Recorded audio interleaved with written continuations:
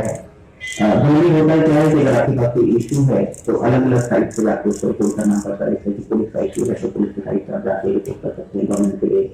अगर आपको ट्रैफिक में देवी देवताओं की मूर्ति नहीं होती, वो खंडहर था, रामलला के मंदिर का खंडहर था। रामलला के मंदिर के खंडहर को तोड़वाया, किसी मस्जिद को नहीं तोड़वाया।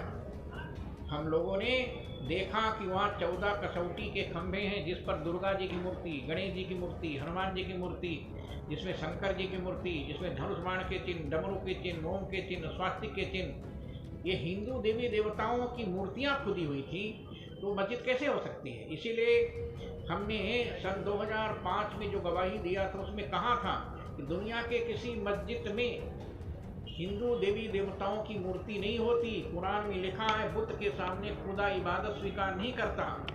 राम जन्मभूमि पर मूर्तियां ही थी तो वहां पर कोई नमाज अदा नहीं किया, कोई अजान नहीं किया, कोई कुरान नहीं पढ़ा। सर क्या राम का कीर्तन होता था। पुनः राजनीति में आपका आने का विचार? नहीं, देखिए राजनीति में ऐसा कोई व्यक्ति नहीं है जो राजनीति में न हो। राजनीति में सभी लोग हैं।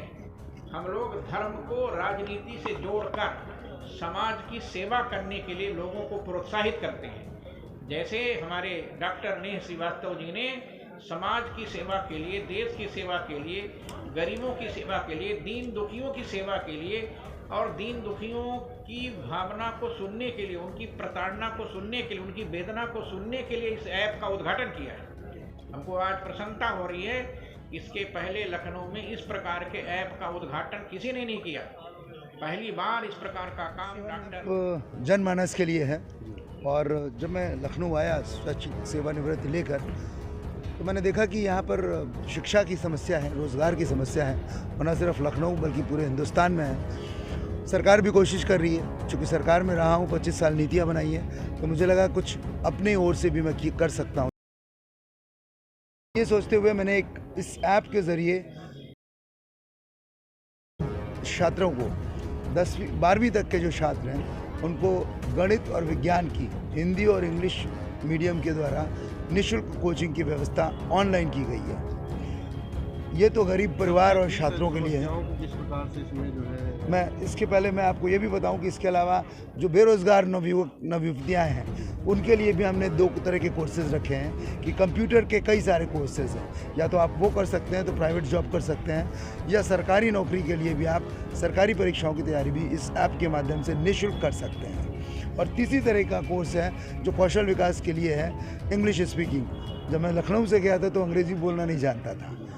अब चूँकि केंद्र सरकार में सिर्फ इंग्लिश में बोला जाता है और काम किया जाता है, तो इंग्लिश बहुत ज़रूरी है हर इंसान को समझने के लिए। तो कौशल विकास के लिए इस तरह के कोर्सेज़ किए। इसके अलावा जनता की समस्याएं chief minister, chief secretary, departmental minister, departmental secretary और डिपार्टमेंटल हेड तक पहुंचाई जा सकती हैं। किसी भी तरह की समस्या हो, आपकी रोज़मर्रा की समस्या हो, जो आप घर पे बैठे हुए हैं, मान लीजिए लाइट नहीं आ रही है, या कोई आपसे घूस ले रहा है, या किसी महिला को परेशान कर रहा है, या घर में लड़ाई झगड़ा है, या बिजली नहीं आ रही है, या रोड पे सीवर जाम है, किसी भी तरह की कोई भी समस्या हो, इस मैप के माध्यम से आपको सिर्फ ड्रॉप डाउन में क्लिक करना है। मुश्किल से 3 मिनट लगेंगे और 3 मिनट में आपकी समस्या। किसी प्रकार का रजिस्ट्रेशन शुल्क भी कोई शुल्क नहीं है।